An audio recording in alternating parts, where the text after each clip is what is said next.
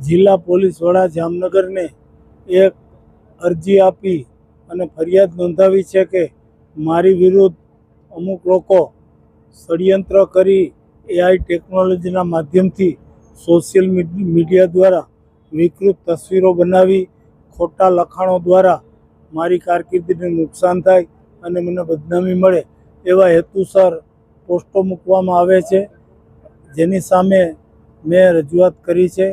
મારી સાથે જ જામનગરના લોકલાડીલા સાંસદ બેન શ્રી પૂનમબેન અને રાજ્યસભાના સાંસદ અને ઉદ્યોગપતિ પરિમલભાઈ નથવાણીને પણ આવી જ રીતે વિકૃત સોશિયલ મીડિયાના પોસ્ટરોથી બદનામ કરવા માટેનું ષડયંત્ર ચાલી રહ્યું છે.